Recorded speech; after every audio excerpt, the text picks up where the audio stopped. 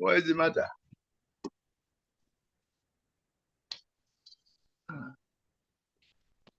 Hare Krishna. Haribo Prabhu.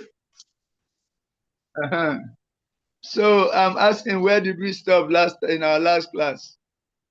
Prabhu, please, chapter 4, verse 12.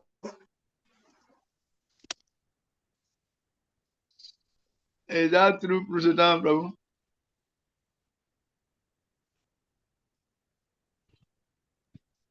Yes, Prabhu.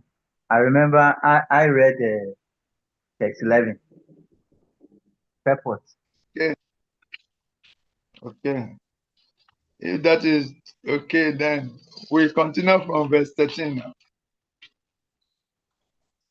We'll continue from verse 13. No, So, we didn't read 12. Oh. Prabhu, please, we didn't read 12. Yes, we didn't read 12. Yes. Okay. Then let's start from 12 then.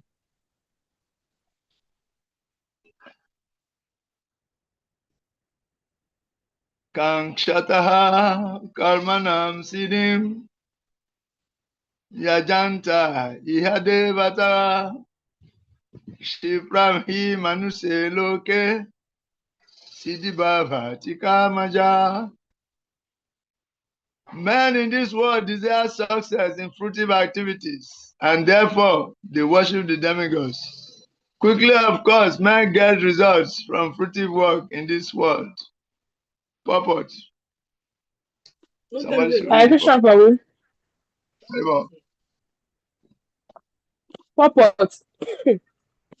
There is a great misconception about the gods or demigod of this material world, and men of less intelligence, although passes as great scholars, take these demigods to be various forms of the Supreme Lord. Actually, the demigods are not different forms of God, but they are God's different parts and parcel. God is one, and the parts and parcel are many. The Vedas say, Nityo Nityanam, God is one. Isharam Paramam Krishna. The Supreme God is one, Krishna, and the demigods are delegated with power to manage this material world. These demigods are all living entities, Nityanam, with different grades of material power. They cannot be equal to the Supreme God, Narayana, Vishnu, or Krishna.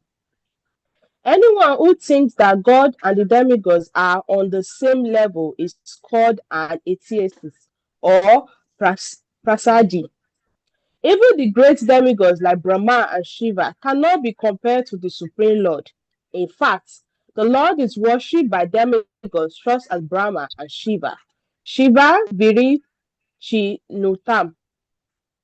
Yet, curiously enough, there are many human leaders who are worshipped by foolish men under the misunderstanding of anthropomorphism of zoomorphism. Iha Devatam denotes a powerful man or demigod of this material world. But Narayana, Vishnu, or Krishna, the supreme personality of Godhead, does not belong to this world. He is above or transcendental to material creation. Even Sripada Sakaracharya, the leader of the impersonalists, maintains that Narayana or Krishna is beyond this material creation. However, foolish people, Itajana, worship the demigod because they want immediate results. They get the results, but do not know that results so attained are temporary and are meant for less intelligent persons. The intelligent person is in Krishna consciousness, and he has no need to worship the Patra demigods for some immediate temporary benefits. The demigods of this material world, as well as their worshippers, will vanish with the annihilation of this material world. The bones of the demigods are material and temporary. Both the material world and their inhabitants, including the demigods and their worshippers, are bubbles in the cosmic ocean. In this world, however, human society is mad after temporary things, just as the material opulence of possessing land, family, and enjoyable paraphernalia. To achieve such temporary things, people worship the demigod or powerful men in human society.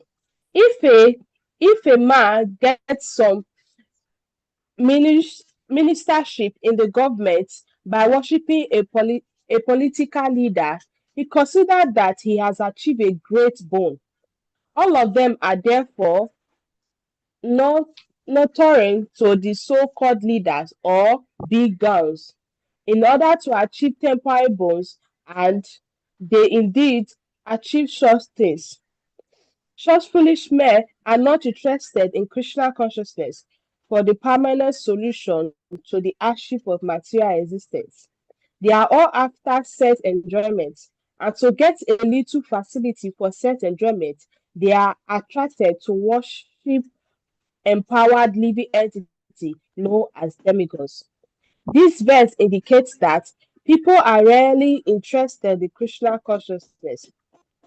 They are mostly interested in material enjoyment, and therefore they worship some powerful living entity. Krishna. Hare Krishna. So, yes, generally people are not interested, very much interested in going back to Godhead or getting liberated from the material existence, because they are thinking that this world is so enjoyable and that the goal of life is to gratify the senses. So even if they are looking for some support from some higher beings, they are looking for that support so that they can enjoy this world very well. That is the purpose. The purpose of people taking to religiosity is economic development. And when they develop economically, they engage in qualified sense gratification. This is the purpose why people look for higher beings of God to worship in this world. But according to what we are hearing, this is below Krishna consciousness. That Krishna consciousness is actually above this kind of level. And people who are stuck in worshiping higher beings for economic development, they are considered less intelligent. They are considered less intelligent. Why? Because if somebody actually understands that God is the father of everybody and is the owner of everything, he can approach him. And if somebody approaches God for the properties of this world, he will definitely grant the person. So the intelligent people, even though they have material desire, they prefer to approach God than to approach any other so-called powerful person. So this is the situation. People are generally interested in sense gratification, and for that purpose alone, they try to worship God. So they are considered less intelligent. And that's why any rich man, any very powerful rich man, people worship him. And that's what is going on. People are going to take jobs. They are taking jobs in different places and they are working under people so that at the end of 30 days, they can be paid. And for that, they are ready to sacrifice all their time, their energy, all their ego to come and be present 8 o'clock exactly. Otherwise, they will be queried, because the strong man is going to reward them at the end of 30 days. You see? But the intelligent man knows that the so-called strong man himself is being sustained by the Supreme. So he approaches the Supreme. Okay? He approaches the Supreme. So this is the intelligent man. The intelligent man is the Krishna conscious person. So let us see. It is actually God that supplies all the amenities that anybody else is in charge of. It is God who actually supplies them. So in the next verse, we are going to see that Krishna knows that different people are desiring different things. And he sees the need or the necessity for creating a structure that will accommodate all of them, irrespective of your level of consciousness, irrespective of your level of desire. You see, the Lord will create a structure that will accommodate them. That through that your level you can connect. He gives regulations on different levels so that you can connect from your level. So this is the basis of the Vanashram system. This is the basis of the Vanashram system. It is the Lord himself who established the Vanashram system so that people of different level of consciousness can connect, do their services, get what they want, and get purified along the line, provided they follow the regulations in the Vanashram. That's why in every Vanashram, there are rules and regulations, rules and regulations, rules and regulations, so that all those who take to it be gradually elevated. This is the whole idea. So let us go into the next verse and we'll see clearly what we are talking about.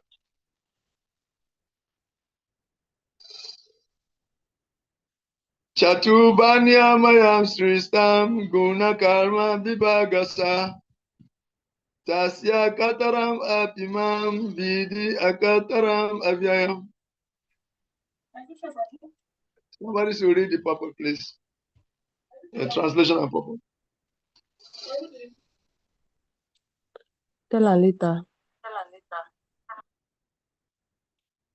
According to the three modes of material nature and the work associated with them, the four divisions of human society are created by me.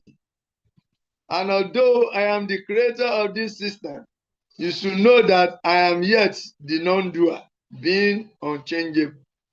So somebody should read the purpose, please.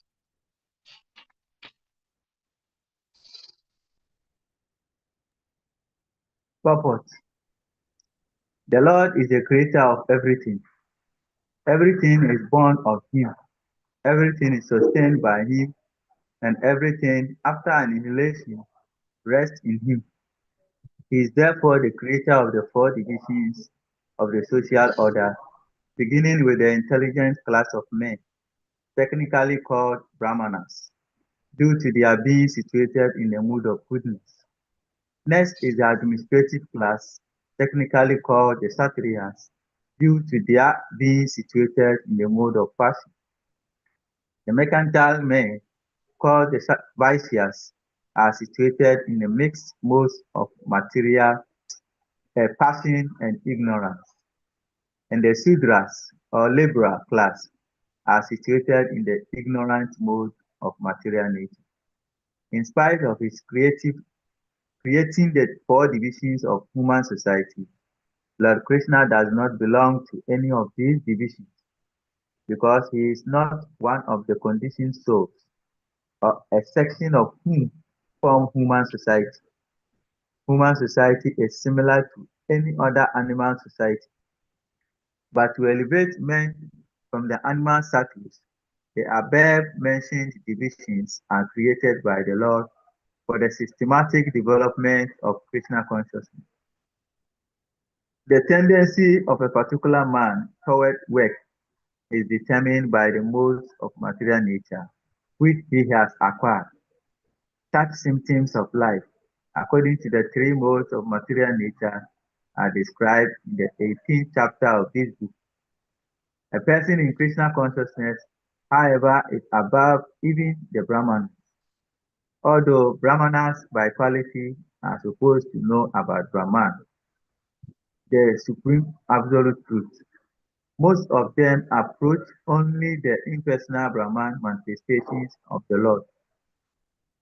But a man who transcends the limited knowledge of a Brahmana and reaches the knowledge of the Supreme Personality of Godhead, Lord Sri Krishna, becomes a person in Krishna consciousness.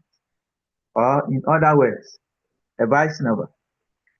Krishna consciousness includes knowledge of all different plenary expansions of Krishna, namely Rama, Nrsimha, Varaha, etc.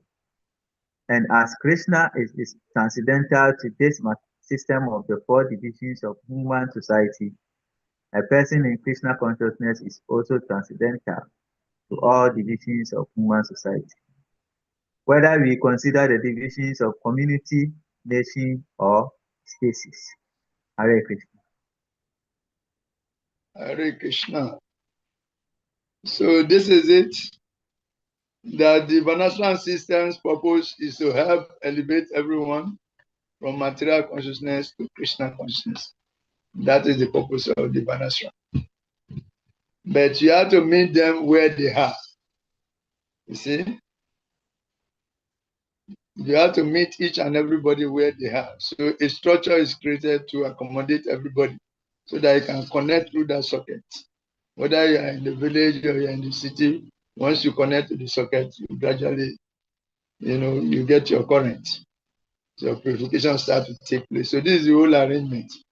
And although the Varnashram system was created by Krishna, it is not he who placed the Gyanis within the system. It is your own level of consciousness that places you in a particular level. Understand? Everyone has his consciousness. If you are a Gyani or a Kami or a Bhakta, you have your consciousness. And based on your consciousness, you are positioned in the Varnashram system. This is how it works. So, it is not Krishna who placed the Gyanis or the Jivas within the system. It is not him. Krishna is not Krishna who determined that you should be in this part of the system, you should be in that part of the system. It's not Krishna. It is your own consciousness that positions you wherever you are. Okay? Okay? And this fact was mentioned in the 11th chapter, 11th text. Ye yata man prapadyante, tam stataiva bhajami aham. As you surrender unto me, I reward you accordingly. So it's not Krishna that pick somebody here and position him in a particular place in the Varnashram, pick another person, position him in a particular place in the Varnashram, or pick another person, position him in another place in the Varnashram. It is not Krishna that does the picking. It is your level of consciousness that determines where you will be positioned in the Varnashram. You got it? That's why we say Krishna is not partial. He is not partial, but he reciprocates according to our level of consciousness. So it is our consciousness that positions us in a particular place in the Varnashram. Yes, and therefore, for that reason, he remains the non-doer, and it does not directly reward anyone the fruits of work. In addition, Krishna himself is always transcendental to the Varnashram system, despite the fact that he, while in the world, he also followed the prescribed system. This is the question. When Krishna was on the planet, he himself followed the prescribed system. And he's doing that to show example. Because he is not bound by work. So why is he following the Varnashram system that he created? That is the question. And the answer is that he's doing that to show by example that as long as you are in this world, you must function according to Varna and Ashram. But he is not bound by the actions and reactions within the Varnashram system. He's transcendental, but he acts within the Varnashram in order to show example. You get the point? You get the point? So even while acting as though he's under Varnashram, he does not act within it. In that sense, Krishna is also the non-doer or non-actor in relationship with Varnashram. Because he is already transcendental. It does not belong to the system that we gradually purify. It is we. The system is meant for us. It's not meant for Krishna. But Krishna is also acting within that system to show us example that you have to act within the confines of the Varna and Ashram. Okay? He's not bound by any work. He's not bound by any reaction. But he still acts as a matter of duty, just to show example. Teach us how to show example.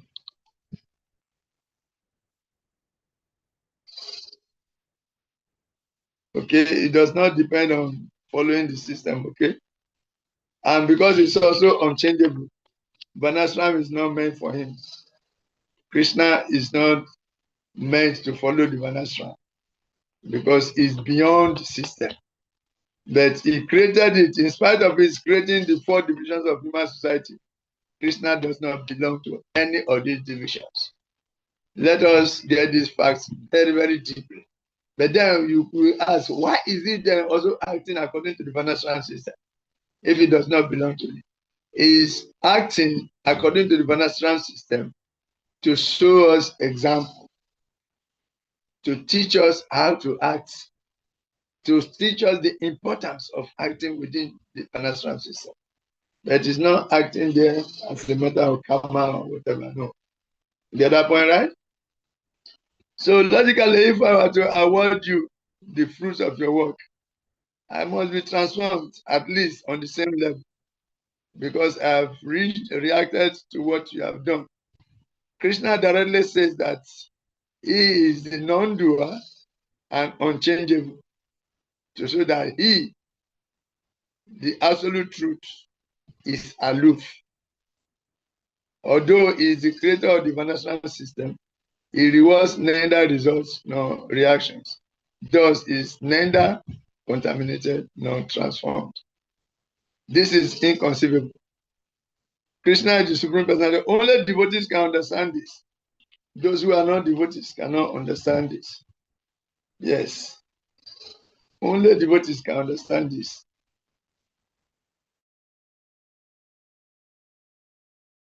Of all causes. Yes. Nothing is free from under his action. Yet for our verification or rectification, just for our rectification and purification. And as a matter of example, to act as we like. It gives us independence and take responsibility.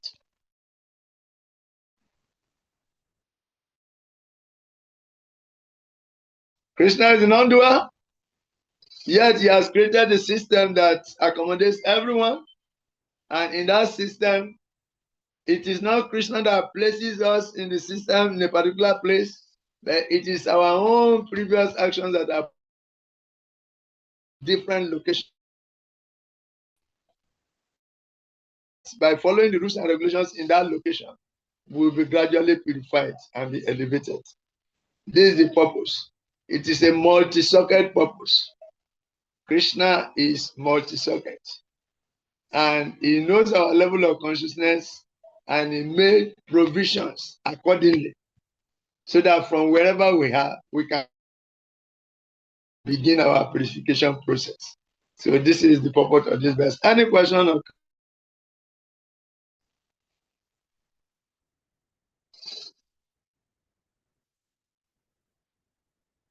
Hare Krishna. Hare Krishna. I don't, on this note, I don't have question, but I get more understanding. Like, what I understand more here is that Krishna or the Supreme Personality of the Godhead is not responsible for apportioning the type of body that each soul will enter, but your karma, your previous actions that determine, which justify that Krishna is not partial to anybody. Hare Krishna. It's not partial to anybody. Level is to say, it's not partial to anyone, but reciprocates according to our services and our service attitude. So Krishna reciprocates to that. And it is our own consciousness which positions us in a particular location in the Varnashram structure.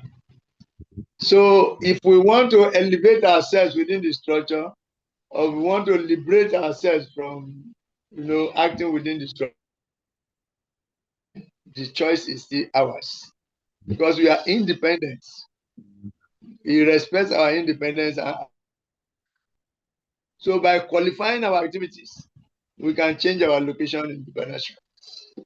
And by further qualification of activities, we can even eventually become transcendental to the Varnashram system. And if you will see that there are people who acted with this understanding. They acted with this understanding that just as Krishna is aloof because he's not acting for results, not acting because he wants to get something. Understand? He's acting as a matter of showing example to others.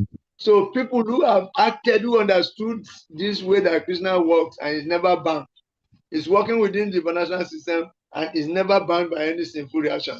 Those devotees who study that transcendental nature of the Lord also adopt the same system and follow. What system? How did he act in a way that is not getting reaction? That means not acting with attachment to any fruit. Is not acting desiring any material result. Is acting transcendentally as a matter of showing the example only. Is not interested in getting anything from the system. Therefore, those people who are wise, who have become devotees, they also acted in the same way. As Krishna was acting without attachment to the fruits of his action, they also started acting without attachment to the fruits of their action. Then they attained the same results. You see, the process was laid down before the formula was given. Since then, anyone who follows that formula will attain the same results. So those devotees who have followed the formula Krishna also applied, they also attain the same results. And you can also attain the same results if you follow how they did it. This is the beauty of the whole process. It never changes. The process is not taken away. It still remains there. Even though millions of pure souls have passed through the boat still remains. And once you enter the boat, the whole ocean of material existence is streamed to like water on the hoof of a calf print. You can just stretch a leg across the ocean. Big mighty ocean. You just stretch a leg across to the other side. This is how beautiful it is. So in the next verse, first, although the living entity has no independent power to act, he initiates actions by his desires, while both the super soul and the material nature, being neutral, facilitates the fulfillment. The individual soul, you and me, desire something. Then Krishna and material nature fulfill that desire. Okay? So in the next verse, Krishna will further explain how he is the non-doer or how he acts but does not act, and the value of thoroughly understanding this subtle truth. So there are three principles here. What, how, and why. What does it mean by acting transcendentally? How do you act transcendentally? And why should you act transcendentally? So these questions will be answered in the next series of verses. What is action? What is inaction? What is forbidding action? These questions will be asked and answered. So let's see.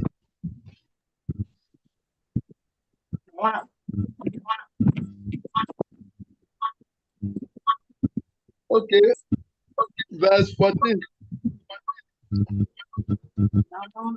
Nama karma nilimpati, nama karma palespriya, iti mam yabijanati, karma bi nasabadiate. What does it mean? There is no work that affects me, nor do I aspire for the fruits of action. One who understands the truth about me also does not become entangled in the fruitive reactions of work. You can see? There is no work that affects him. No work affects Krishna. Krishna is not bound by fruitive actions. Okay? No work affects him. That's the first point. And no work affects him because Krishna does not aspire for any fruit. Raghupati, Krishna does not aspire for any fruit. That's why no work affects him. So those who have understood Krishna in this way that, oh, no work affects him, he's never bound by any fruitive work, but is acting as a matter of showing example. Those who understand this truth about Krishna, they also do not become entangled, because as they understood it, they also acted using the same formula that Krishna used, acting but without attachment to the fruit of the result, acting but without attachment to the fruit of the result. That means Niskama Kama Yoga. So this next series of verses, about 11 verses, there is a glorification of Niskama Kama Yoga. Action in inaction, inaction in action. What is action? How do we act in order to become free from it? Why should we act in that way? These questions are coming in a series of verses, and we are going to see them clearly. Purport. Somebody should read the purport. Purport to verse 14. Somebody should read.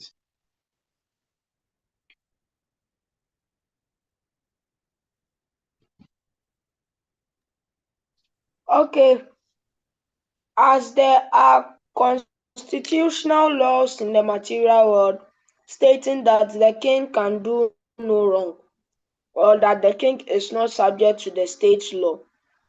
Similarly, the Lord, although he is the creator of the material world, is not affected by the activities of the material world. He creates and remains aloof from the creation, whereas the living entities are entangled in the fruitive results of material activities because of their propensity for lording it over material resources.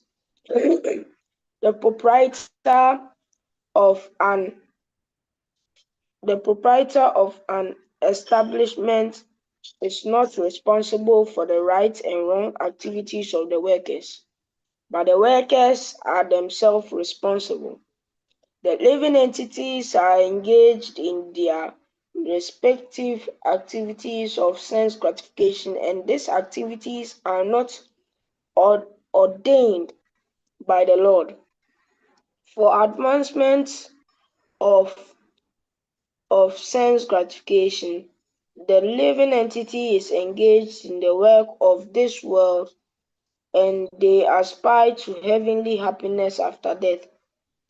The Lord, being full in himself, has no attraction for so-called heavenly happiness. The heavenly demigods are only his engaged servants. The proprietor never desires to the low-grade happiness such as the workers may desire. He is aloof from the material actions and reactions. For example, the rains are not responsible for different types of vegetation that appear on the earth, although without such rain, there is no possibility of vegetation growth.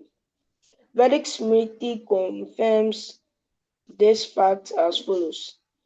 Nimita matrameva sao Srijanam sargakarmani Pardanna karani bhutaha Yato vaisritya satyakya.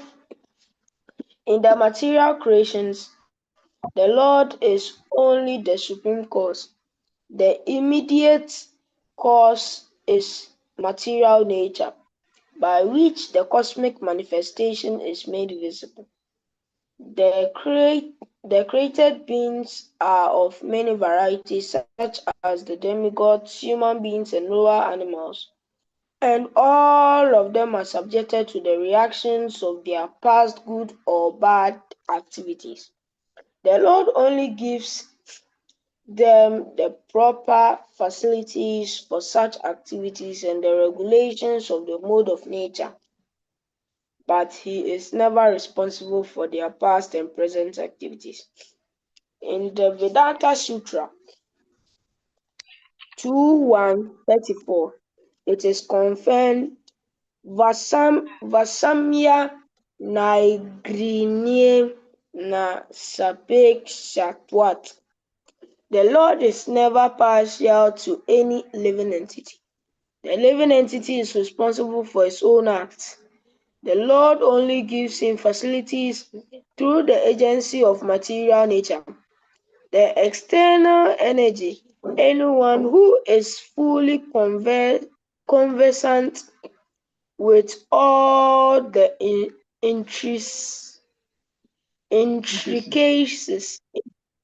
intricacies of this law of karma or fruitive activities does not become affected by the results of his activities.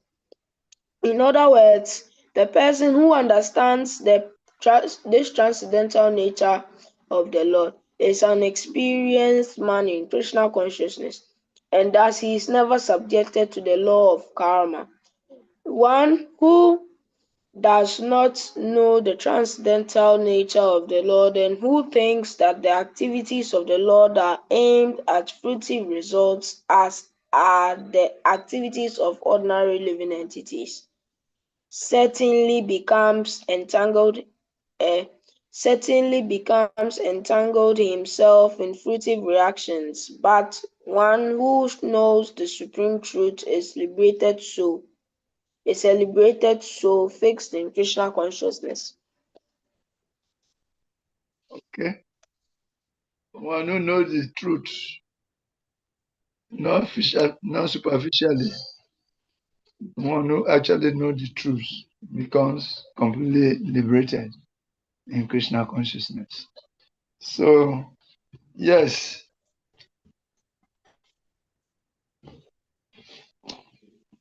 that the conditioned souls,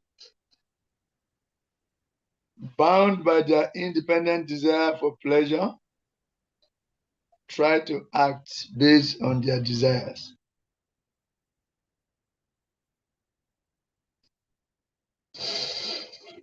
Okay? So their attempts to fulfill their material desire causes material nature to react on them. A reaction comes when the individual soul wants to fulfill his desires, his material desires. Material nature now reacts on him. Okay? But Krishna engages in many activities.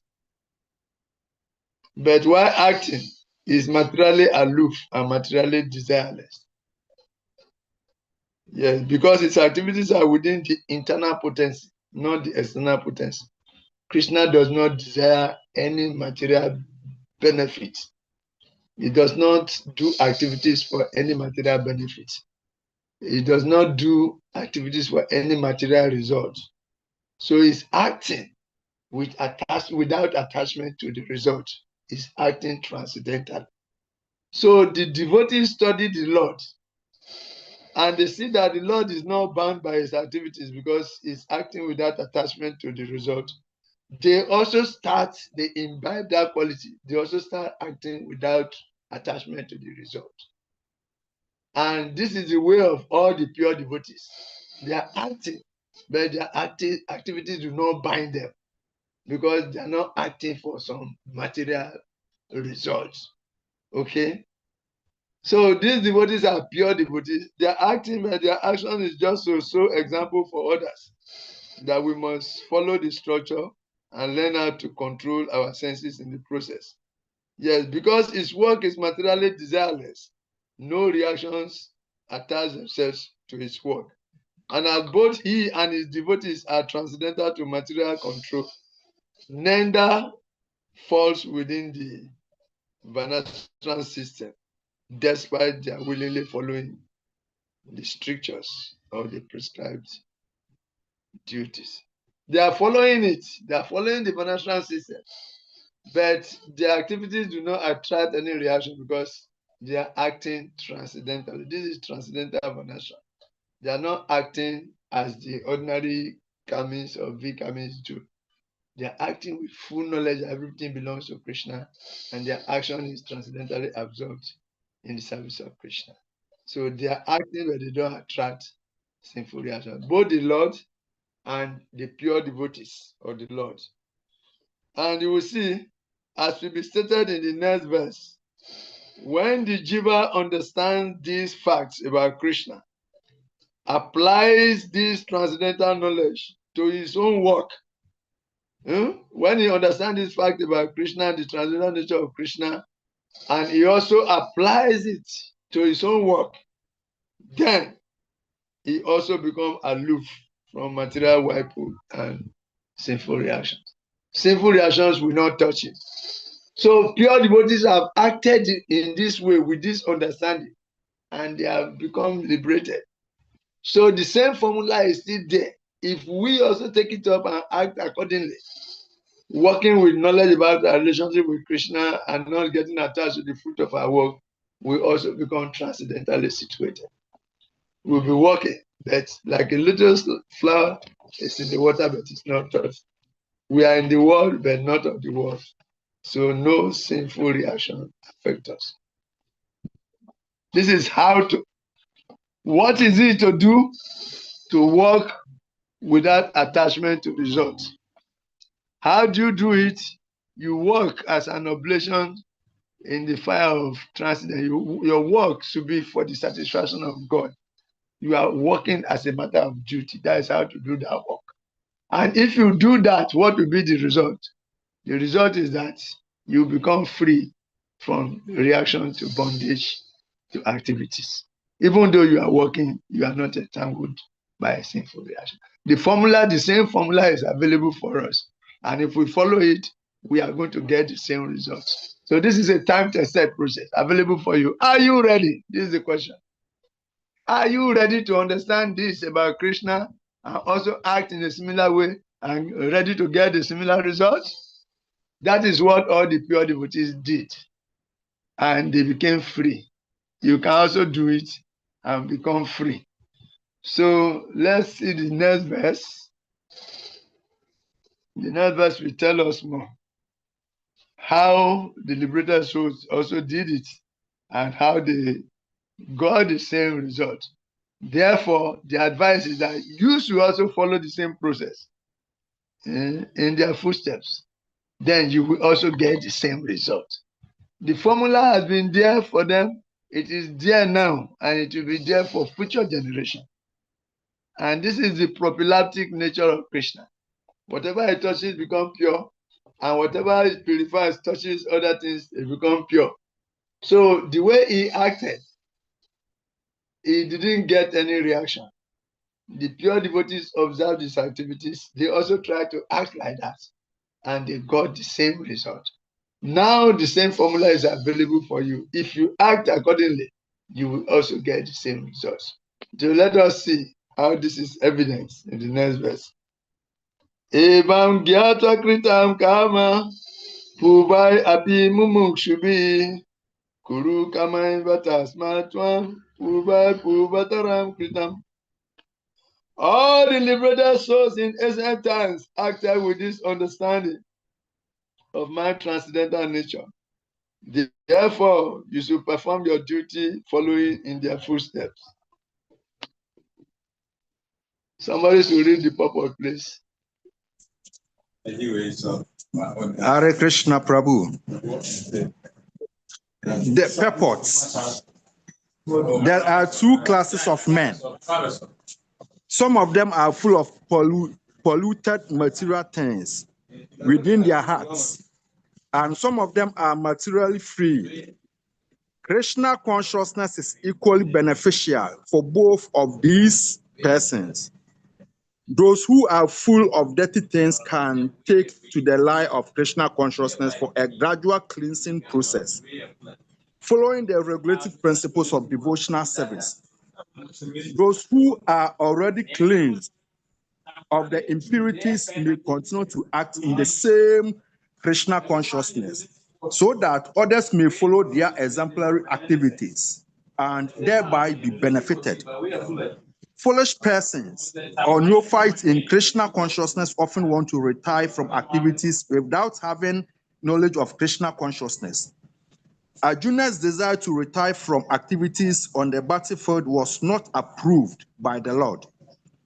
One need only know how to act.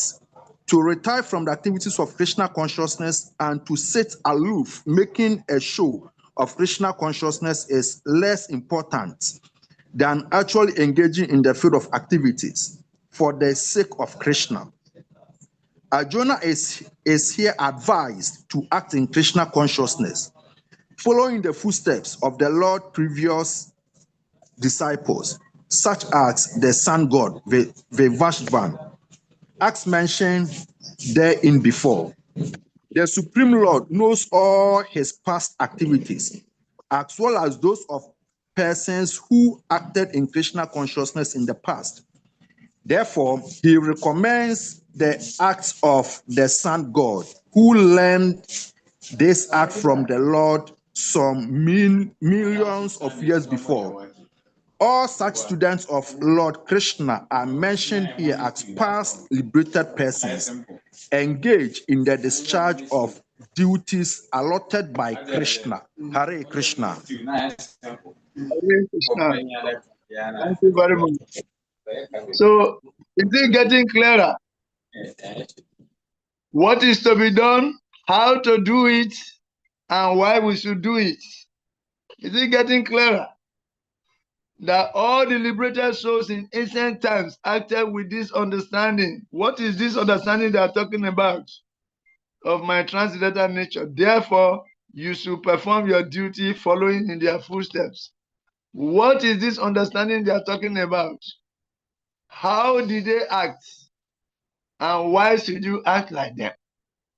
These questions are answered. What, how, and why?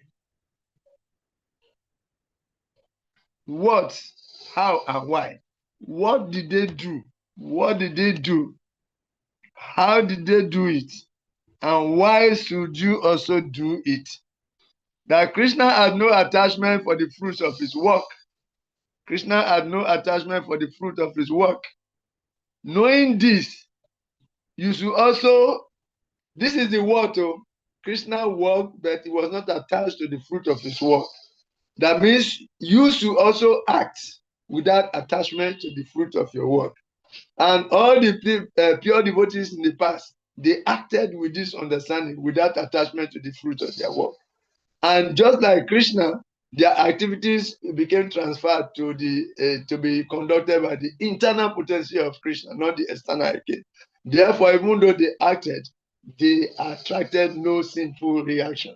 That if you act like them, you will also attract no sinful reaction.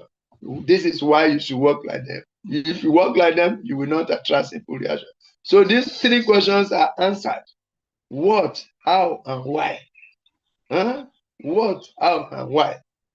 Okay? What, how, and why? Krishna had no attachment to the fruit of his work.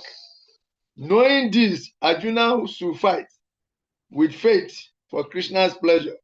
If he desires to become liberated, you want to become like Krishna, free from attachment to the result of work, he should fight for the sake of Krishna, for satisfaction of Krishna. Krishna wants Arjuna to fight in the knowledge of Krishna's position as an offering to him. In this way, Arjuna should follow the example of predecessor or previous great devotees. In the next 9 verses, in pursuance of Krishna's description of his own work, Krishna will explain how work or karma can be seen as inactivity, akarma. Arjuna previously said he wished to leave the battlefield and avoid the result of his karma, like a jnana, through inactivity. Krishna will show him that no reactions accrue to one who works in the transcendental knowledge, and that properly performed karma can thus be seen as non-different from the process of jnana. So you're going to see this. It is very important to understand this because we gave the example earlier of when Krishna created the Varnashram system. He created the financial system as a safety net. Like sometimes in some recreational center, you see that they are walking on the rope, the tiny rope up there, and somebody is walking across it. So the whole material nature, material ocean, is a big, mighty ocean. And there is a thread, there is a rope going from this end of the ocean across to the other end. And the financial system, say when you are walking on that rope, you are holding a stick to maintain a balance. You are holding a stick so that when the thing, you begin to swing, you hold the stick, you turn it like this, turn it like this. You are making a balance. And that will make you to balance yourself. You turn the stick like you turn the stick like you turn the stick. Then your legs are shaking, then you balance yourself like this with the stick. Meanwhile, under, there is a net. There is a net across the whole length of the ocean also. So that in case you fall, you lose your equilibrium and you fall down, you will not reach the ocean proper. You'll be caught by the net. Because below the net, what you will see is unbearable. Even before you get down, you see crocodiles, giant crocodiles opening their mouth wide with the teeth as sharp as, sword, waiting for you. And the sea monsters who are good divers, they can dive 20 meters above the ocean to just catch a prey before you get there. Competing monsters, terrible competitive monsters, sea monsters are there waiting for anybody who will fall into the ocean. So that net that is above the net, about 40 meters above the ocean, that net is the vana or the ashram. The vana is the stick that you are holding to balance yourself while you are the living entity trying to cross the ocean across to the other side on a tiny rope. And you are trying to cross on the rope across. You are trying to walk across the ocean of material existence. And you have a stick, the vana, vana, and then the ashrams. The ashrams are the nets. But below the net, if you go there, you cannot survive 1 second because you will not even reach the ground before they dive you and make a feast out of your body. So, but a devotee who is already self-realized, following the footsteps of Krishna, is running across this. Initially, he needed the support of the stick and the net, but at maturity, he doesn't need the stick, he doesn't need the net under. But he's just running across the ocean, up and down, up and down. Sometimes he can just jump and somersault 10 times and come and stand on the same rope. Just effortlessly, he's running across to and fro that tiny rope that the conditioned soul is struggling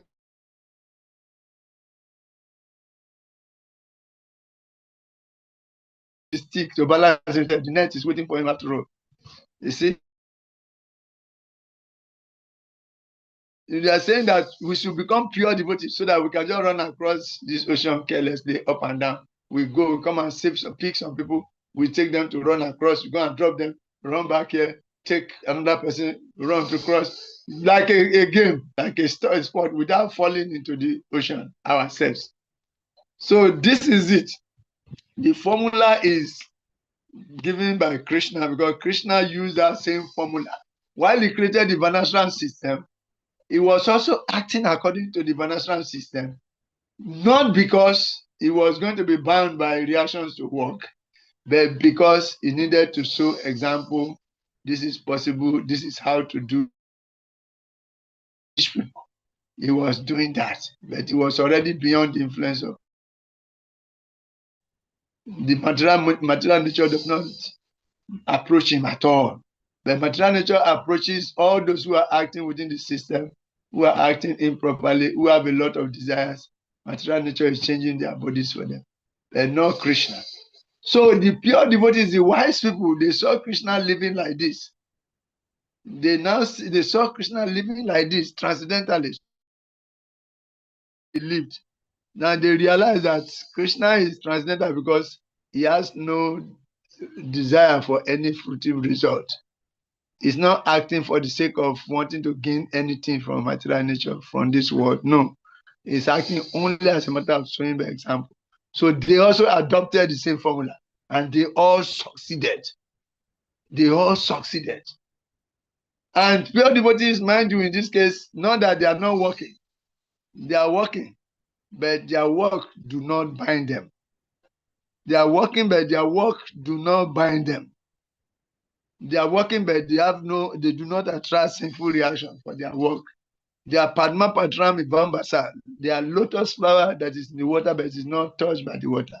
They are the ones who are in this world, but not of the world. They are not hankering for anything within this material world.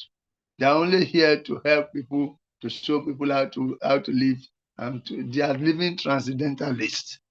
So this is it. This is what is revealed here. Then in the next series of verses, Krishna is going to show how to act like this.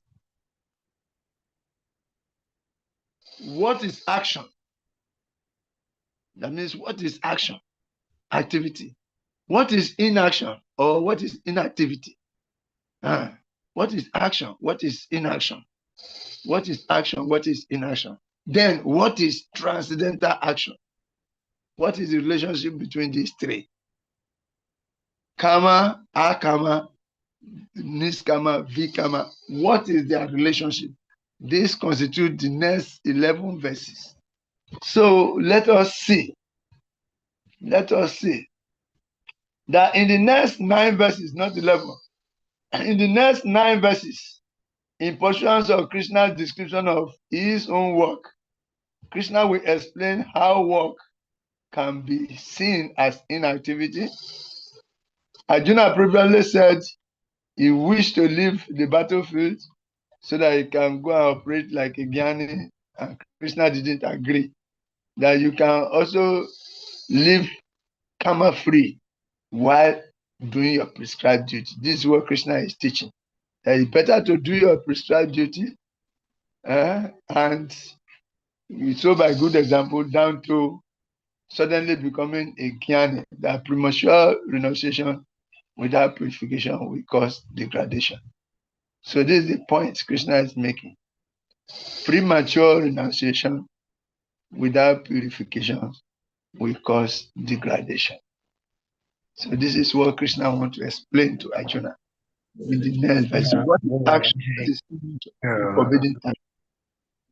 So Goranga, let us go to the next series of verses.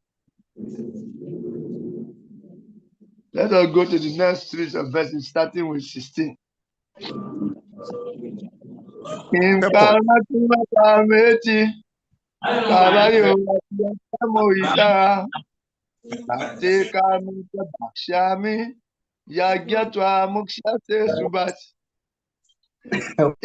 intelligent are bewildered in determining what action and what is inaction. Now I shall explain to you what action is, knowing which you shall be liberated from all misfortune. Purport. Purport. Action in Krishna consciousness has to be executed in accord with the examples of previous bona fide devotees. This is recommended in the 15th verse. Why such action should not be independent will be explained in the text to follow. To act in Krishna consciousness, one has to follow the leadership of authorized persons who are in a line of disciplic succession, as explained in the beginning of this chapter. The system of Krishna consciousness was first narrated to the sun god. The sun god explained it to his son Manu. Manu explained it to his son Ishwaku. And the system is current on this earth from that very remote time. Therefore, one has to follow in the footsteps of previous authorities in the line of disciplic succession.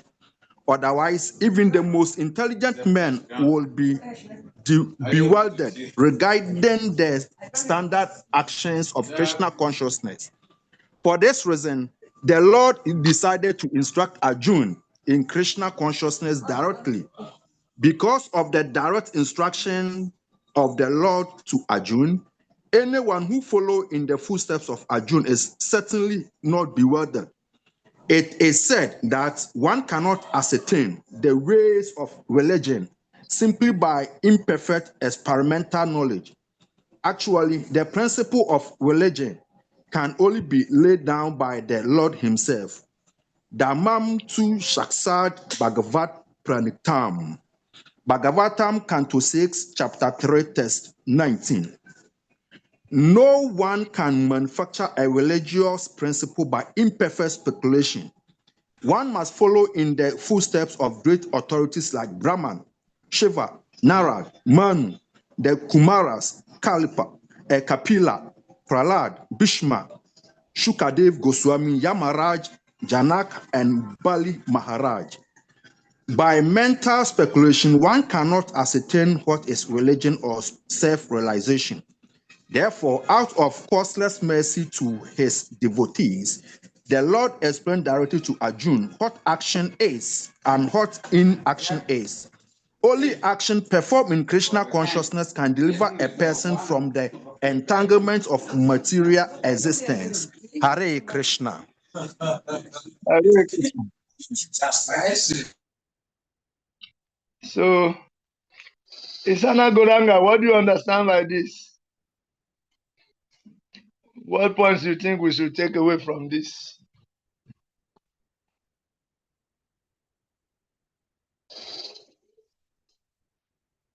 Isana Goranga, Prabhu. Hare Krishna, Prabhu. Yeah, what points? What are the critical points you see there that should be taken home? It means that Krishna consciousness is from above, so we have to follow the instructions laid down, the instructions laid down by the Paramparam system. Hare Krishna. Hare Krishna. Anantajit, can you add something to what Isana Goranga Prabhu has said?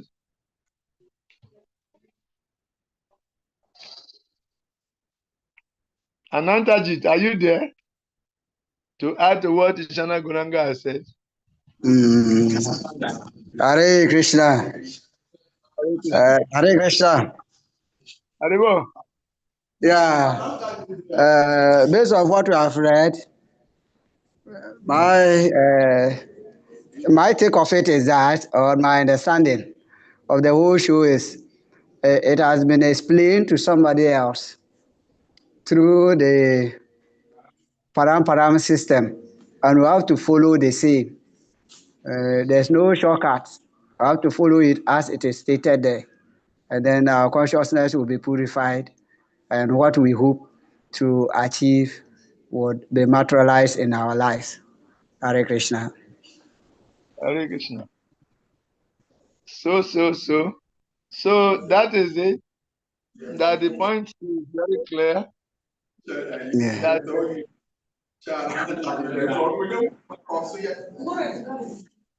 no, when you finish Anantajit, you have to off your. The point there that is very, very clear is that this system that we are talking about, there are people who have applied it, because the purpose of all what we are learning, the end of it all is to apply it. Personal application is what is most critically important. As we are learning this, we have to apply it in our personal life. So there are people who have lived with this kind of understanding, with this understanding that Krishna acted with detachment and he was completely free from any influence by the modes of nature or material nature. And the reason being that when they closely pure devotee study, they realize that he had no material desires. He had no attachment to any fruit. He was acting without attachment to the result. And they themselves put that into practice as a matter of personal application. And they also got the same results. And there are a series of names that are mentioned. And if you listen attentively, these are the 12 Mahajans. One becomes a Mahajan by following other Mahajans. The activities of Mahajans never contradict. Rather, they complement. So they see the complementary activities of the Mahajans. And you say we should also act like them if we want the similar results. So that's why our process is very beautiful, that when you look around, when we talk of pure devotees, there are pure devotees who are there to guide us, to help, to monitor us, and to show us by example how to act. So that what the super soul is dictating to us will become clarified. We say the super soul is constantly dictating to us, telling us what to do, but we are not hearing because our senses are externally engaged. Our senses are externally engaged, so we are not hearing.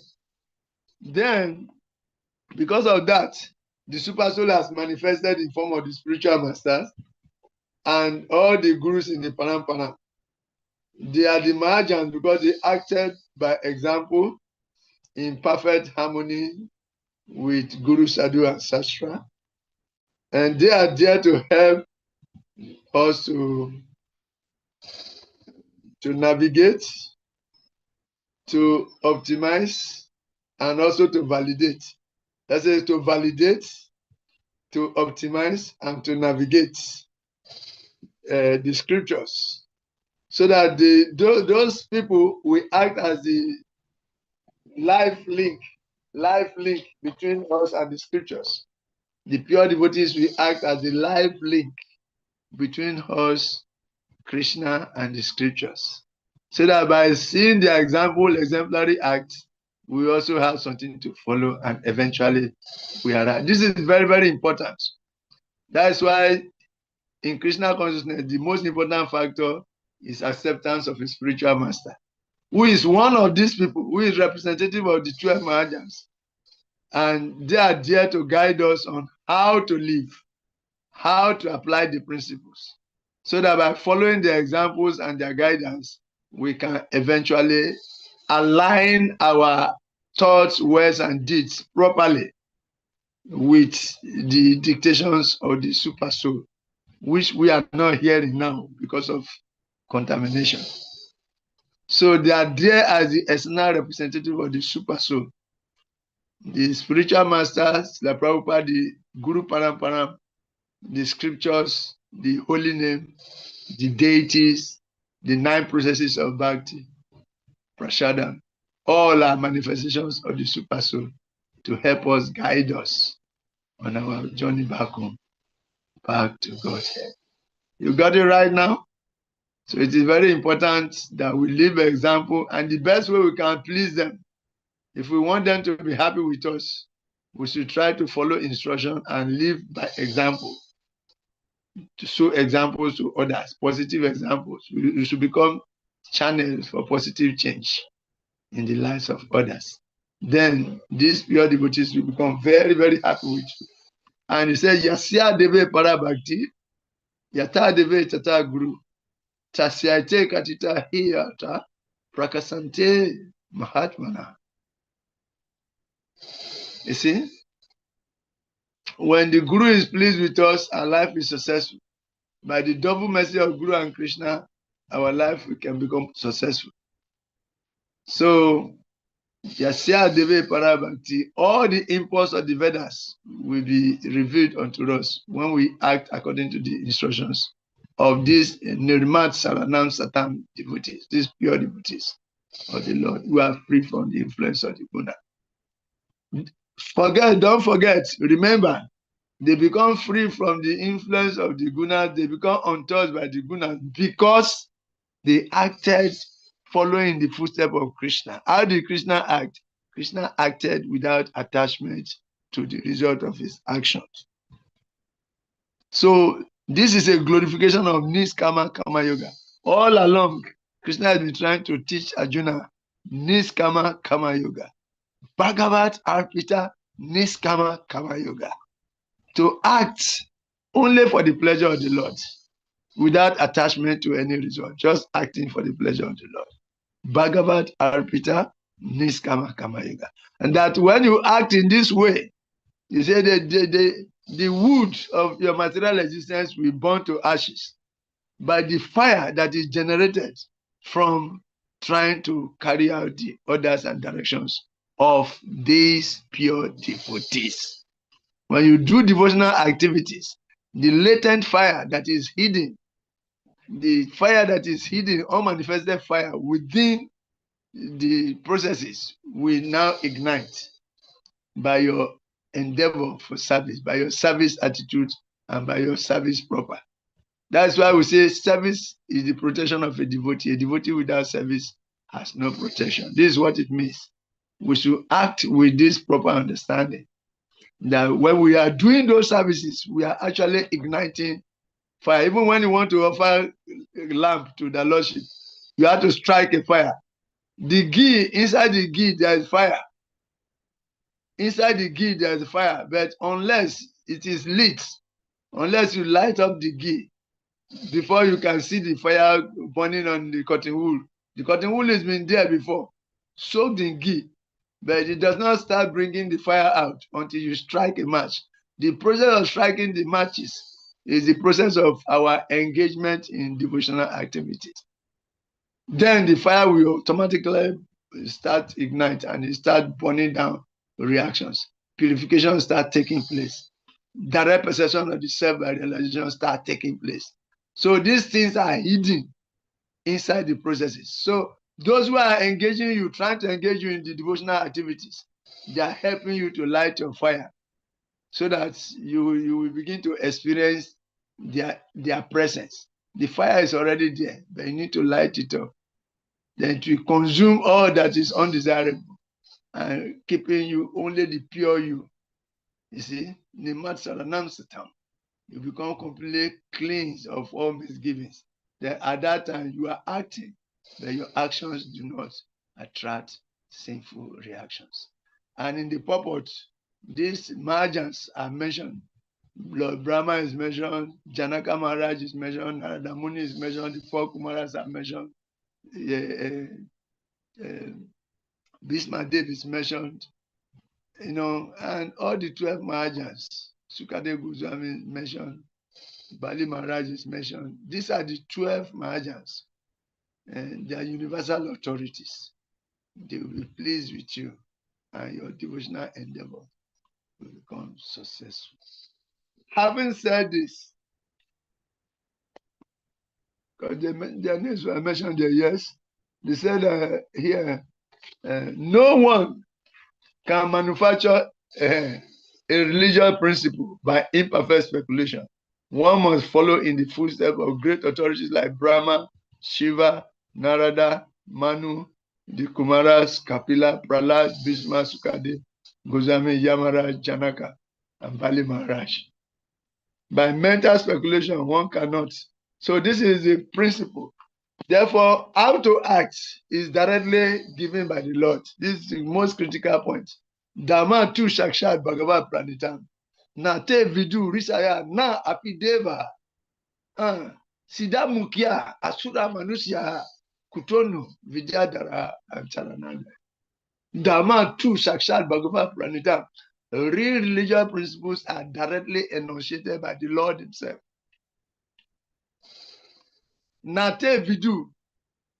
No, they are not generated by the wise men. Nate vidu risaya. Not by the great sages, the rishis. Nate vidu risaya. Na api deva. Not even the deva, the demigods. Na siddha mukhya, the siddhas. Those who have attained perfection living in the topmost planetary system. Religious principles are not enunciated by them. Na siddha mukhya asura. Not the demons. Manusya. Na asura. Na apideva. Not the demigods. Not asuras. Na siddha mukhya. Na asura.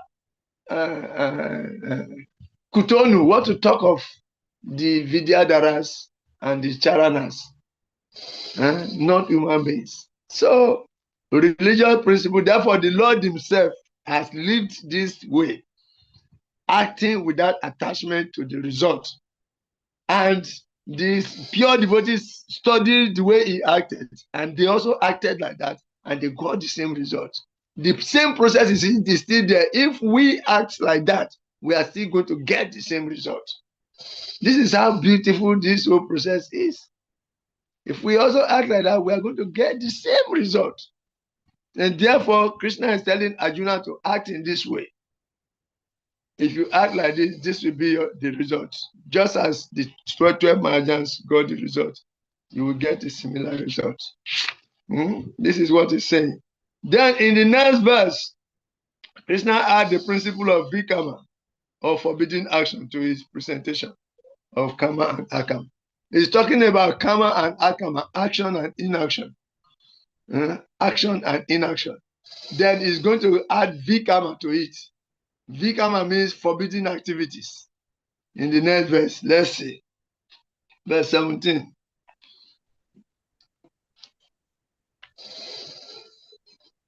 Karmanoi api bodavyam cha vikamana, akamana cha bodavyam, gahana kamano gati. The intricacies of action are very hard to understand, bodavyam. Therefore, one should know properly what action is, what forbidden action is, and what inaction is. You have been talking about action and inaction, but now is adding forbidden action also. And vikama, what exactly do they mean? What is action? What is inaction? And what is forbidden action?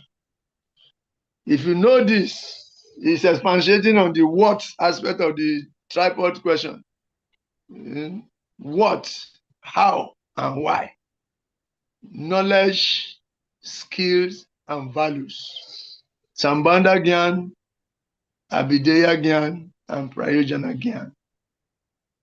What is Kama? What is Akama?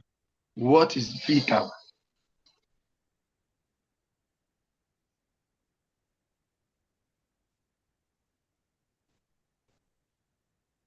What is Kama? What is Akama? What is Vikama? Then later, how do they operate? Those who are acting in Akama, how do they work? Then why do they work like that? Knowledge, skills, and values.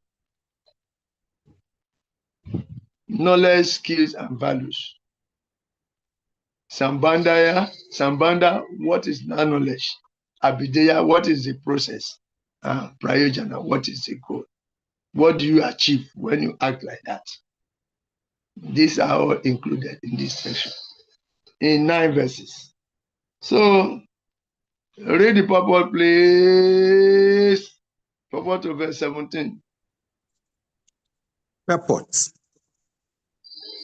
If one is serious about liberation from material bondage, one has to understand the distinctions between actions, inactions, and unauthorized actions.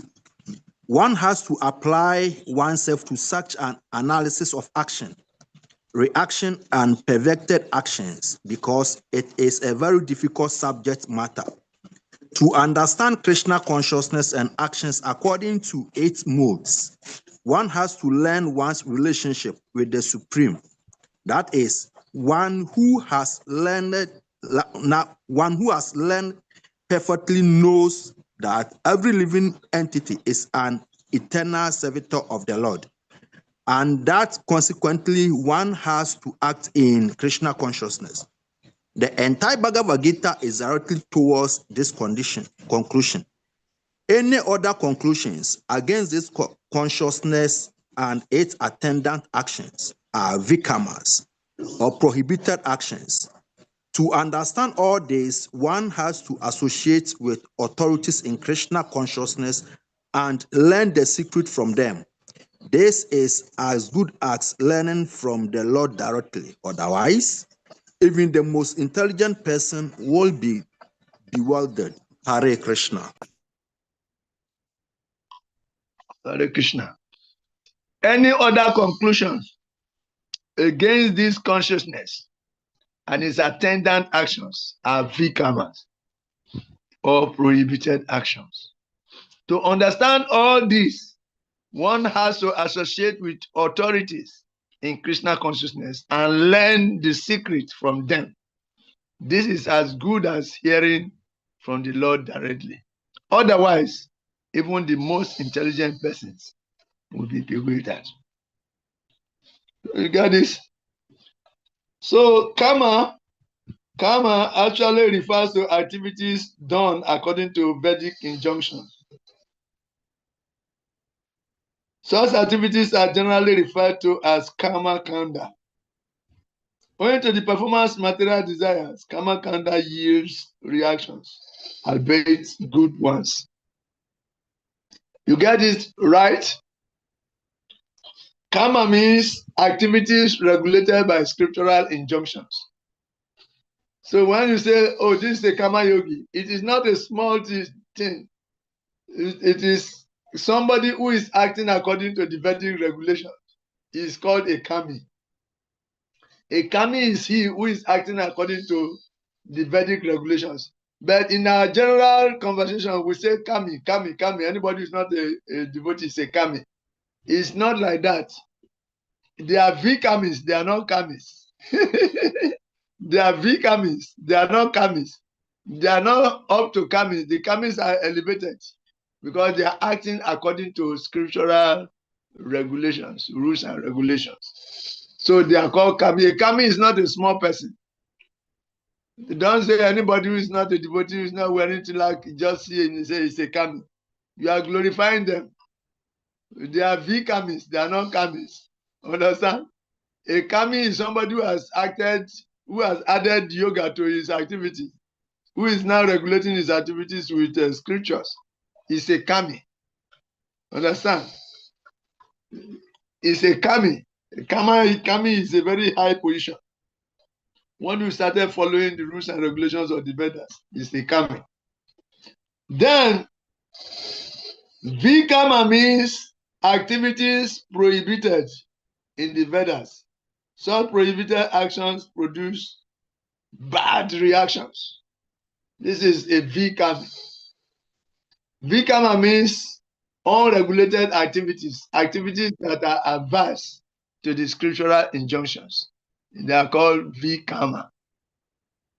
That means those who are eating meat, fish and egg, gambling, taking intoxicants, having illicit sex, prostitution here and there, they are vikamis. They are not kamis. A kami is one who is following the rules and regulations and acting according to the scriptures. Is a kami. But a vikami is one who is performing bad actions that are adverse to the scriptures. That is the one that is called a vikami.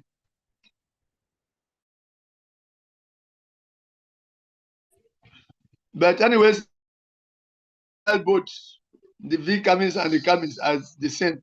So he made only two classifications, kami and akami. Or he talked about kama and akama. He didn't even bother to separately mention vikama or vikami. Because for one who is not Krishna conscious, is generally a kami, a vikami. So he classified them like that. But the distinction is there. A kami is higher than a vikami. So Krishna was also talking about kama and akama before. But in this particular verse, he decided to add the vikamis separately because these three must be separated for clearer understanding. Before we came in contact with Krishna consciousness, we were vikamis, we were not kamis. As we started Krishna consciousness, we were struggling with the regulations, trying to regulate our life, we become kamis. As our activities will become steadily situated in regulation, then we become akamis. Then the akami eventually become a bhakta. So let us get this clear. Then akama refers to work performed for Krishna's pleasure. Such work bring no material reaction, good or bad. So in this purpose, Srila Prabhupada classifies Vikama and Kama together under the category of Vikamis. And I quote from the purport directly. To understand Krishna consciousness and action according to its modes, one has to learn one's relationship with the Supreme. That is, one who has learned perfectly know that every living entity is an eternal servitor of the Lord, and that consequently one has to act in Krishna consciousness. The entire Bhagavad Gita is directed towards this conclusion. Any other conclusion against this conclusion, this consciousness, and its attendant actions are vikamas or prohibited actions. So vikama means prohibited actions. When we ask you in exams, what is vikama? You can just make it prohibited actions. Prohibited actions. That is correct to give you all the full mark. Just say prohibited actions. What is vikama? Vikama means prohibited actions. To understand all this, one has to associate with authorities in Krishna consciousness and learn the secret from them. To learn the secret, how do you do it? 434. Talviti pranipatena pariprasnena sevaya padeshantiti jnanam jnanina satwadasina. Just try to learn the truth by approaching a bona fide spiritual master. Inquire from him submissively. You have to make submissive inquiries, and you have to render services unto him. Then the self-realized soul will impart knowledge unto you, because he has seen the truth. Okay? So that is how it is done. Otherwise, even the most intelligent man will be bewildered in determining what is work, what is. Therefore, having introduced the term Vikama, Krishna returns to the distinction between Kama and Akama. So in verse 18, we're going to see more. Bodavian. Understand. Bodavian should be understood. Bodavian should be understood. We should understand what this means. What is action, what is inaction, what is forbidden action. Bodavian. We should understand it. Okay? What is Bodavian?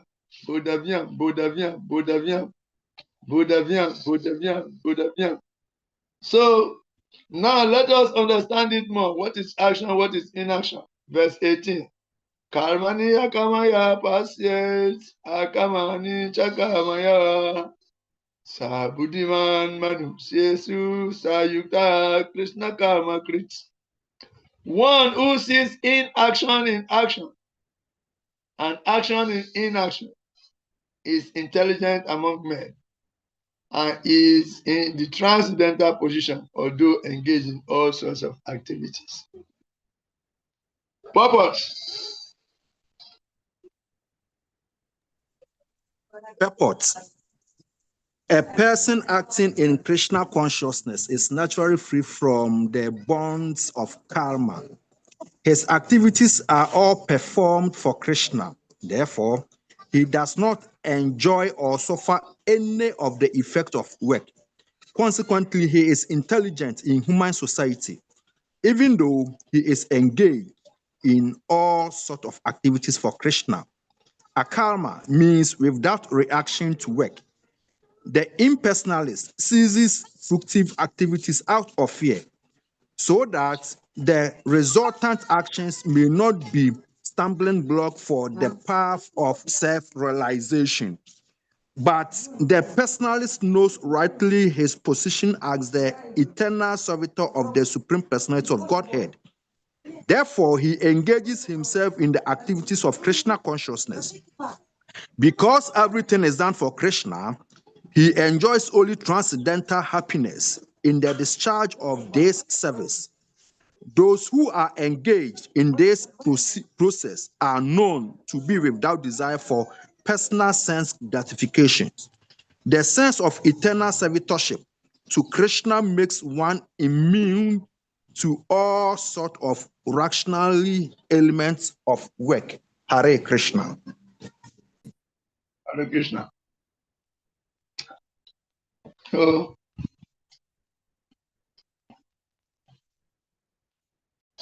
this is verse 18, isn't it?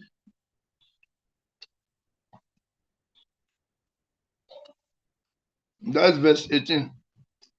Yes. Yes, verse 8. Inaction in action. What does it mean? Inaction in action. It means devotional service or activities performed only for Krishna's pleasure. This is called inaction in action, okay? Devotional service or activities performed only for the pleasure of Krishna. This is the meaning of inaction. Krishna's servants receive no material reactions for their services because they act as Krishna acts without the contamination of seeking a reward for their work. So those who are acting in this way that Krishna also acted, they are called inaction in action. Okay? They are working, but their work do not bind them.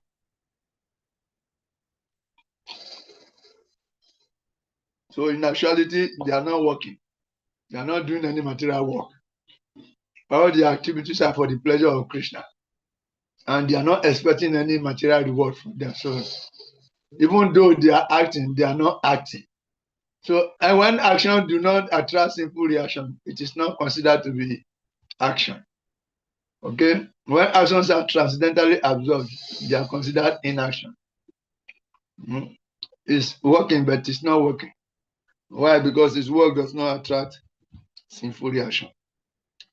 Krishna's servants receive no material reaction for their service because they act as Krishna acts without the contamination of seeking a reward for their actions. That is the way of work for the pure devotees. You see, Kapitara Maharaj, Sonia Kapitara Maharaj is working very hard, traveling from one place to the other, taking personal austerities, going on Harinam, going to that program, this program. It's working, but it's not expecting any material rewards. It's working for the pleasure of Krishna. So those actions that do not attract sinful reactions, they are considered inaction. It's not working. They are like a lotus flower that is in the water, but it's not touched by the water. We see more of these characteristics when we get to chapter 5. Because this will be more elaborated there in chapter 5. What is action? Actually, it is entitled Action, Karma Yoga, Action in Krishna Consciousness. That is the title of chapter 5. So you are going to see more of these qualities.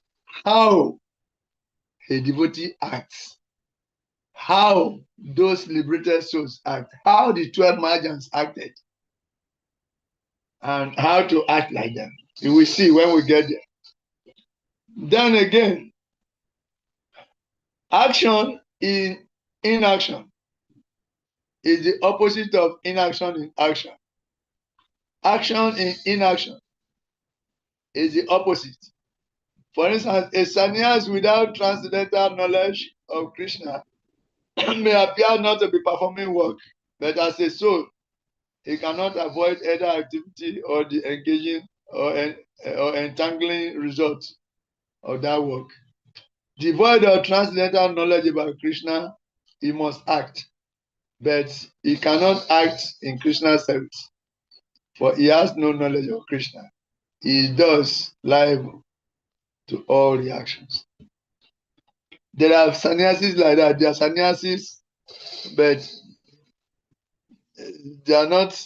They don't have any knowledge about Krishna, but they are renounced. They are not just like the hippies. They are renounced, but they have no knowledge of Krishna. But as a soul, you cannot remain inactive. You must act. You must think, feel, and will. So your actions, as long as they are not for the pleasure of Krishna, when you're not consciously acting for Krishna's pleasure, your actions will attract reaction. So this is the opposite of one who is acting in Krishna consciousness and one who is not acting in Krishna consciousness. This is the heaven and hell different. They are diametrically opposed. For example, the sannyasi must breathe. He also must eat. He steps on living entities as he walks. All these activities have no transcendental basis for him. And thus, reactions accrue to him. If you say you are not doing anything, but you are breathing, all the living entities you are breathing in through your nostrils, you are going to pay for them. If you are cooking, all the living entities that the fire consumes, you are going to account for them. When you are grinding spices, all the living entities you grind alongside. If you are eating beans, all those weevils you eat along, when they cook them, sometimes you see them inside the beans. The ones you see, you separate them. But they are the ones you don't see. You have already killed them and you are even eating them. You pay for them. But if you are eating prasada, if you cook for the pleasure of Krishna, you offer it to Krishna and you're only taking the remnants. Krishna has already taken that reaction. So what you are eating is transcendental. You see? And if you are breathing and living for the purpose of executing Krishna's will, then whatever reaction you're supposed to get will be absorbed by Krishna himself. This is the great art of working. Work for Krishna and attract no sinful reaction. So this is how it works. So on this note, we will also say that every soul is unavoidably active. So artificial attempts at inactivity lead to further danger. That of unengaged senses coupled with an impure mind. Anyone who attempts spiritual practices while the mind meditates on sense enjoyment will fall down. Even if such an unfortunate renunciant appears to be less involved in the world than a devotee. Krishna further explains this verse in verse 19. But I think we will stop here. Or do we read the 19 as the last verse for today? Let's read verse 19 as the last verse for today, so that next week we start with verse 20. So, verse 19. Yasya salve samaramba kama sankalpa varjita jnananagni dagda karmanam tam au banditam buddha. One is understood to be in full knowledge, whose every endeavor is devoid of desire for sense gratification. Is said by sages to be a worker for whom the reactions of work have been burned up by the fire of perfect knowledge. Somebody should read the purport. Purushottam, you try to read the purport if you are there.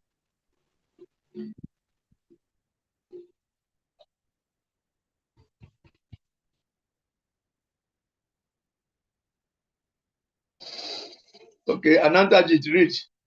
Purushottam left and he's just coming back. So Anantajit, read. If you are not fast, Purushottam will overthrow you back. Oh. Purushottam, you try to read, please. Read the purport of verse 19. Overthrow Anantajit fast. Purpose. Only a person in full knowledge can understand the activities of a person in Krishna consciousness. Only a person in full knowledge can understand the activities of a person in Krishna consciousness, because the person in Krishna consciousness is devoid of all kinds of sense gratificatory propensities. It is to be understood that he has burnt up the reactions of his work by perfect knowledge of his constitutional position as the eternal servitor of the Supreme Personality of Godhead. He is actually learned who has attained to such perfection of knowledge. Development of this knowledge of eternal servitorship to the Lord is compared to fire. Such a fire, once kindled, can burn up all kinds of reactions to work. Hare Krishna. Hare Krishna. So this is a further explanation of verse 18. Action in inaction and inaction in action. So in other words, engagement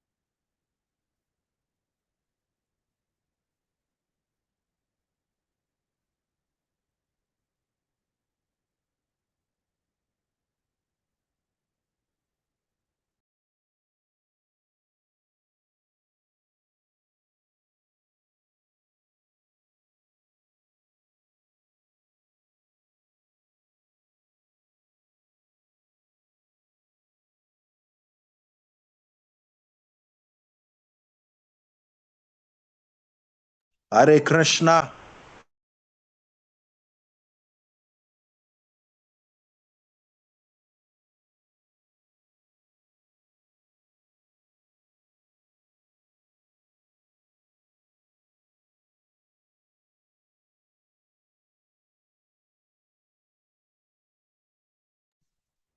Kasana Mabimo.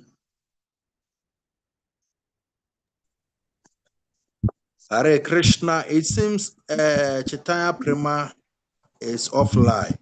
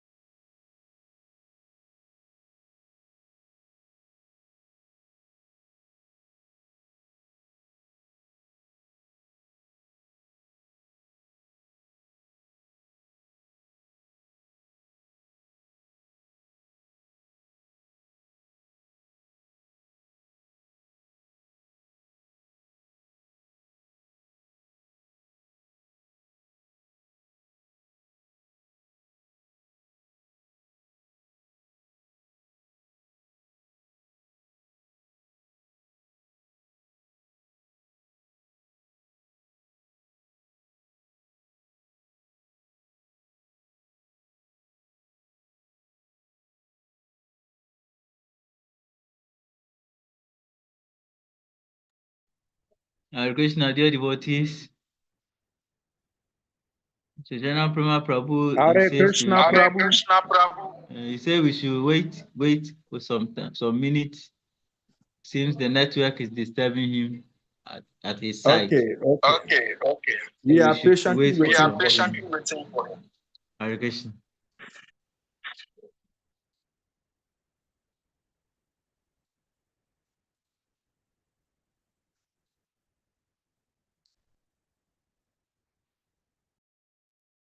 Hare Krishna, dear devotees, please accept my humble obeisances.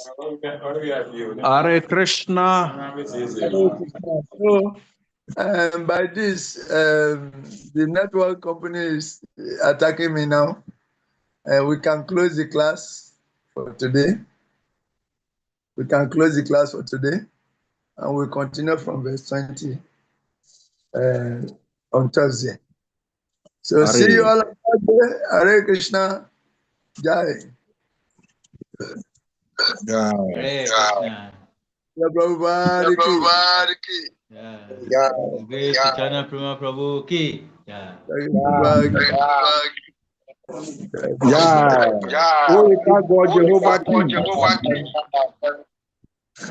Hare Krishna. See you on Thursday. Yeah.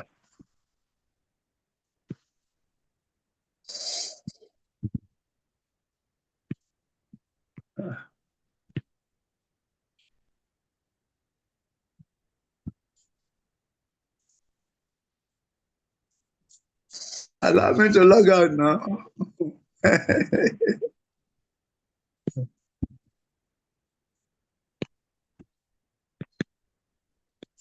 Yeah.